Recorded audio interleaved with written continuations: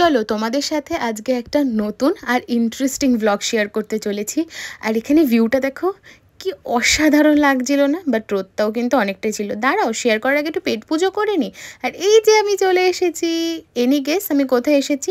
Wait, তোমাদেরকে কোনো guess করতে হবে না, আমি বলে দিচ্ছি। এটা হচ্ছে ইন্ডিয়া বাংলাদেশ বর্ডার।